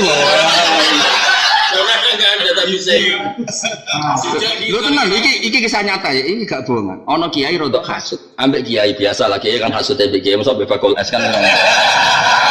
Lho tenan iki kisah nyata. Nggih. Lha iku lapor aku ya. Padahal perjalanan rene 2 jam, numpak mobil pribadi 2 jam moro narukan. Tok ngene jam 4. Tenan Gus, khotbah iki jelas rasah. Lah kok saged? Wong mboten maca selawat, wae kurang rukun. Aku yo mending ngene. Mosok lho wonten khotib nggih maca selawat. Iku kemungkinane loro. Jenengan pengawas idol, maksudnya tukang nyeleksi calon khotib. Utawa jenengan pakar hasud, ora meneh hasud, pakar hasud. Lah kok saged, Gus? Lah mergo aku wong saleh, aku nak Jumatan ora tau ngrungokno khotib. Teko seling pangeran. Selali aku khotib ngomong apa ya ora. Aku wis Aku tanya, mergo aku terus istighraq villa. Dadi wong sak rohku nak ning desaku iku ya nak sing wali istighraq villa, nak sing ra wali turu aku mending ngono. Dadi ora kober, ora salah khotib iku. Dadi nak nganti ora salah tahqiq ngono iku nak jenengan ora tukang seleksi, ya tukang pakar hasil dan iku nyata. Kula cek lho tenan. Lah terus bar takok wis dene tahqiq jarene ora maca selawat. Ku cara jenengan wajib baleni to ora? Ya aku yo mending ngene nak pancen nyata ya ora wajib. Lah kok saged seksine kowe tok, seksi wong hasud ku fasik kaya ngono. Aku yo ngono. Syahadatul fasik la tuqbal. Ayo ngono. Kowe kudu golek kanca perhasutan. Lah anak kancamu akeh fasik kabeh lah jamun azim yo tak tampa. Bagus. Jenengan tak takoki tenan kok guyon. Aku yang mending ngene. Guyon niku ana sanate Nabi tau guyon. Nak hasud ora tau. Nabi ku jelas wayam zahu wala yaqulu illa sanate guyon ku jek ono. Tapi nak hasud gak tahu Nabi ku hasud. Wah langsung pucet kabeh. Batene nggo kiai latihan ngadepi kiai tenan. Mungkin latihan, gue yo takok ngono mbek kiai sing padha ra tenanane kan seru apa? Maksudnya seru terus, ayo goleki wonge. Oh, kalau kiai padha latihane kan terus dadi berita seru. Oh, ambek kiai tenan. Kiai tenan wis Allah wa billah wa fillah kabeh iku pertimbangane Allah fillah billah ora ngefek. Kalau aku diceritani musuh tahu, Indonesia ini gimana kesini gini, Indonesia itu bagian sangka kerajaannya Allah, ya sampai terserah Allah kok ribet, langsung menengah. Mak kabeh apa? Bar pancen mulai disentuhnya wae Allah masane. Wae bam apa bener. Ya cuma Allah nurono aturan, nak milih sing mbok cocoki sing maslahat. Ki milih sapa ya tanggung jawabe ning Allah. Ora ninting sukses cara fikih tanggung jawabe milih sapa bener ta orane ning Allah. Sing jelas sing karuan niku Allah iku seneng damai wasulhu khair. Bangsa pahpoh koyo kowe iku Allah rapati seneng. Jute tak delok daftar wali kowe rong mlebu. Cadangan lho urung ngomong. Inden ae durung ngomong. Nah ya cara qadiyat balen qadiyat. Qadiyat itu Nabi itu didesain oleh Allah. Malah oleh bahasane dikorbanno. Dikorbanno gue iling-ilingan Nabi itu al-alamul asghar, alam kecilnya sak donya ya Nabi. Maksudnya alam asghar karena yang diwakili kita di bab ini ya di bab ini. Tentu beliau punya al-alamul akbar ketika dengan status nabinya. Tapi dengan status makili kita itu umumnya wong damuk bojo Nabi ya damuk bojo. Umumnya wong lanang damuk panik bareng damuk Nabi ya Pak. Ora pisan iki. Oh jadi panik yo oleh, panik ora oleh. Misalnya ke WA kok ora kan wis pisan to. Panik. Jenenge panik yo oleh apa? Panik yo oleh. Bareng wis panik muni ngono kok dhewean lho Mas kok lali aku yo eling nek. Wong lanang kok. Wong lanang. Kilat nek. Lha jajal ya tak critani nabab iku. Nabi Ibrahim stop-tope Nabi Abdul Anbiya jenenge Khalilur Rahman Ibrahim. Iku Mas duwahmu mbek Sarah iku yo nganti fikih gak mlaku. Tak critani sing gak cerita. Sarah kan wayu banget. Wayu banget. Orang arah kayak bojomu wayu banget. Singkat cerita Sarah iku keramat walhasil terus ana raja sing itu walhasil Sarah iku dihajar. Ajar iku wae Sarah rawe Nabi Ibrahim. Ajar iku wae. Nak cara Bukhari mboten hajar tapi ajar bil hamzah kan ana bil hamzah ana bil ha. Wis ora usah mikir ngono pokoke ajar mek hajar itu satu orang. Ngono mbok berarti Nabi Ibrahim bojone telu. Sarah hajar. Ada di aku ya angel. Angel ngadani mualaf ini angel. Orang mualaf kok iman kok fasik ku angel. Tobatane arane angel dandanane angel. Wes singkat cerita akhirnya Sarah ini maklumi adik ini ranti anak sing ngongkon nekai gampangane omong guys nekai ajar itu Sarah sekira usah bahasa no kitab-kitab nih babi wong Jawa saya darani Maria yo garwa hajar yo Mau kita para-para atau Ibrahimu min Sariyah Sariyah piye napa garwane Nabi kok darane babiku anut ki Jawa babiku Jawani lah soe garu ora muni Sarah iku garu nak ajar wae bucuk aku lan nate dibantah ki tapi nang kitab kita mboten kan ngajimu akeh aku ora usah kecangkeman aku alim pers de akhlakku iso ngaji tok ora di akhlak mungkin kiai-kiai tenan dibantah kiai-kiai latihan kiri kiai terdaftar ling langit itu dianggap. Itu jelas kan ahlul Quran ahlullah wa khasatu. Ada dapat. Nah, terus walhasil itu terus Dalah ngumpuli Hajar itu dia anak. Ya Ismail itu.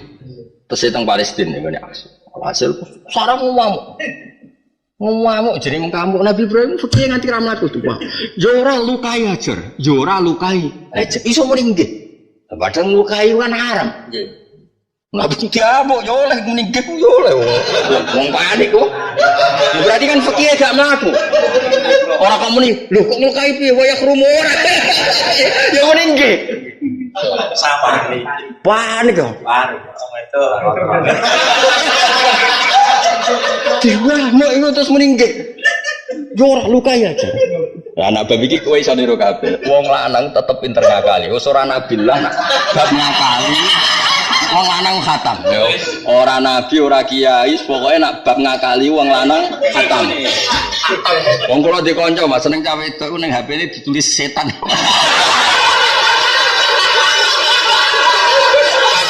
Kadang ditulisi Parjo padahal wedok apa? Nggih. Lho ditulis Parjo, Parno padahal wedok. Wah, sok ngene-ngene ki hafal. Pokoke wong aku sandal. Sing aku kakean, sing aku. Kakean. Nabi Ibrahim Mas bareng kon. Iki sing cerita ithaf mboten kula, Sarah ikhya. Wah, aku wis kadung muni yo nglukai ya. Dosa. Tapi semuni yo. Dongan. Padahal pikirane Sarah nglukai pipine ta irunge kan dadi elek. Pikirane Sarah. Ya elek lah wong ayu koyo foto gunting sithik. Pipine mbok berat tenan wis tetep elek ya. Utawa irunge mbok diwangan piye nglukai tapi tetep ayu. Tapi wis nglukai terus dadi anting-anting. Terus dicoblos kuping. Betul. Dadi malah dadi ayune. Sarah wis ra iso bantah. Sarah wis ra iso bantah nyatane dilukai kan. Coblos. Tapi mulane pokoke wong lanang ora nabi ra kiai bangsa ngakali. Dadi nglukaine masuk tapi tetep ayo. Daya wiane tetep darane pacaran gak gelem. Dakwah jare tuwa. Jare dakwah ning ukti Mas dene. Wah. Dakwah kok sadar. Pengalaman. Jadi jenenge nang bakal sandal ya? Sandal. Buka-buka bojone gak krungu ngaji.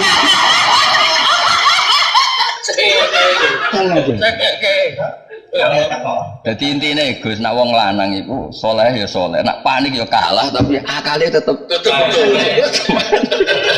Ucul lagi. Wah akhirnya dilukai, itu terus jadi anting, jadi api.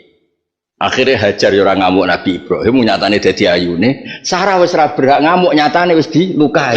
Iku pintere wong lanang. Nah, jadi nak darani mau WA mi dakwah. Ning sapa ha ukhti.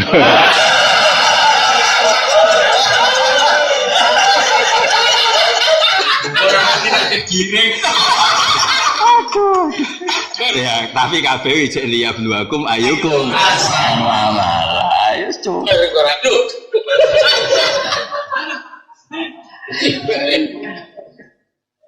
Ora kok saja. Sabar. Jadi kabeh Mas. Lah unik iki jare qadiyat. Rungokno malih iki sik ngaji waman wal ayatul kubra limu atabirin. Semua nabi itu dikorbankan untuk percontohan ilmu. Mulane kadang nganti ra pantes jajal kowe dadi kiai wisen. Iki contoh. Kowe sami trimo kiai Madiun isen. Wis ngimami wis ning mihrab Mas. Terlali gak mandi junub. Lho iki lha iso. Oh iso nama. Lho jae Mas, nama. Lho wis saking Mansur bisa isin. Aku orang ngaku. Isin enggak? Ya Allah. Isin Timoro dua kok lali. Nek ora rasane rodo. Gak isin gak ing karo kowe. Isin. Wis nang masjid, wis nang mihrab. Niku nabi tenang, nyuwun sewu nabi tenang mau ngendikan maka anakku kowe ning Nabi Kodur mandi junub terus balik. Aku mau junub lali cung saiki aku hadis. Artinya ngene, Nabi ku nggo nyontoni apapun malu Anda hak itu di atas segala. Hak di atas segala. Lu tapi sing dikorban Allah ya Nabi sing ngalami. Ora kok mau Bilal kon ngalami kok Nabi sing umumno iku ora yo. Ya Nabi masih ngalami iku. Piye lagi iku? Gak kira-kira umatnya bumna si imam-imam masjid jamek sing bayaran. Ayo, milih aku tak milih aku aja. Orang aku kan. Enggak urusan duit pengiran gampang kok istighfar. Pertama imam-imam bayaran ya. Milih sini lagi. Milih terus ya. Oh, mulai terus sampe lagi. Wes aku misalnya pidato pas junub terus atau ora? Terus not, terus isen Mas. Ya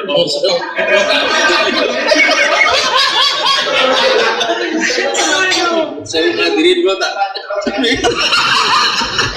Tak wani ngene terus. Ngapunten hadirin dulu mesti. Oke, sampel. Jadi kalau nak baca kodiyah tuh tak anggap analisisnya apa? Nanti kabeh nabi dikorbanno pangeran demi utuhe ilmu. Nganti kudu nglakoni barang sing ora pantes. Terakhir sing paling masyhur dan itu dadi dalailun nubuwah. Nabi kon nikahi Zainab padahal mantan mantu anak angkat. Cara Jawa kan gak pantes anak angkat. Dan Nabi nyun sewu ya ora wani, Nabi ya gak ada basariah. Cara wong Jawa dana ngomongane wong. Malah mbek pangeran kowe nabi, nek jenenge nabi alladzina yuballighuna risalatillah wa yakhshawnahu wa la yakhshawna ahadan illallah. Wis dadi nabi sing tenanan hemat wedi mbek aku tok. Aja wedi mbek manungsa. Piye gitu tuh ikut padha. Wah, nek nabi terus pilihane pangeran tenan gak ngono loro kabeh. Ditakdir diutang jek wong Yahudi lho. Diutang wong ra salat isin, diutang wong Yahudi. Gue nunjuk namu amal Yahudi ku sah. Wes horor. Mulai Nabi ngendikan asadul bala al anbiya sumal amsal fal amsal. Bala gak ono cobane, has. Anane nikmat kok. Akhir. Wabut dicoba seneng MCU wabut. Mari ngene lho. Dekne wis muni Sohibul Fadilah lho. Dadi kan wah berarti gelem, jadi ngelem aku ngomong niku wis hafalan ora dijiwa. MC muni Sohibul Fadilah iku hafalan diwarai ora tok ati. Terus GR. Wah. Ora usah ngono. MC iku tok ati apa diwarai? Diwarai hafalan lho. Ora roh apa-apa asline. Nah MC ini tahu ngaji ditambah-tambah dhewe ha iku asli iku. Tapi kadang enggak sabar sih ibu-ibu.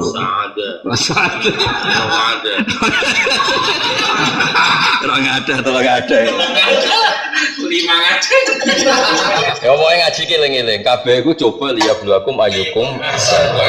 Nyatane umpama kowe zaman mondok ditakdir ra utang ra butuh kanca. Mungkin dadi kiai iku malu. Rai-rai kok bener Bapak. Rai-rai ngono iku gak iso dikandani hikam. Dongakno diutang.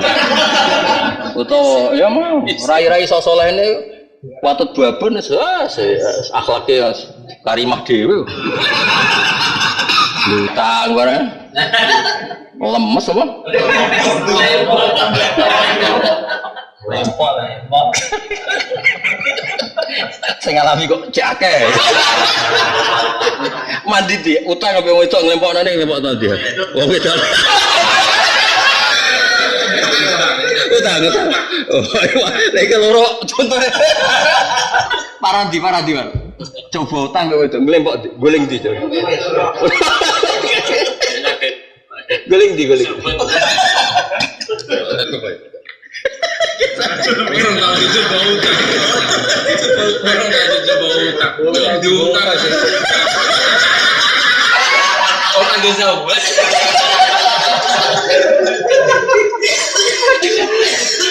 Pengiran makhluk gini ya. Iki ya coba lihat aku betul. Sapi mau pokoknya berkurdan mantep. Pokoknya lama ada awal dain ali to'atihi ya bi akromir rusli. Pokoknya kunna akromal. Jadi apa lo sih tau ya? Kunna akromal umam. Ya kunna akromal umam. Soalnya ketemu mungkar nakir ker sopo hati itu sopo. Kunna akromal umam. Akromal umam jumlah bener. Orang pantes loh. Akromal umam jadi hanjuti. Orang pantes. Iya, di bukti ini udah digandeng ketuamu. Ayo nyoro. Dia berdua supaya muji sapa wa kum liyaktabirakum fil hayat ayyukum ahsanu. Manane atau oleh taat lillah mari Allah. Mulane Dewi Sufyan Ats-Tsauri nang ndir ngati. Akeh wong soleh dicoba dosa sitok, tapi dadekne mlebu swarga. Akeh wong soleh ngapik duwe kaapian sitok dadi mlebu neraka. Iku wong soleh tau dicoba sitok fakana dzalika dzambu nasba aine ya apa fakana dzalika dzambu nasba akhire lam yazal khaifan lam yazal kadza wa kadza. Dia tahu dosa terus eling terus ambek wong ya sopan mergo eling tahu dosa hubungane mbek Allah khaifan terus sopan. Ana wong ora tau dosa tapi hubungane ambek wong liya iku maluhur ambek Allah nuntut. Mergo tilka ta'ah nasba aine hidupnya wiling terus nak tahajud, nak dalail, nak qobliyah ba'diyah. Akhirnya hubungannya mbek Allah nuntut, ambek manusia nyepelek. Jadi kabeh kudu dikelola be ilmu sing dadi akibat ayyukum ahsanu amala.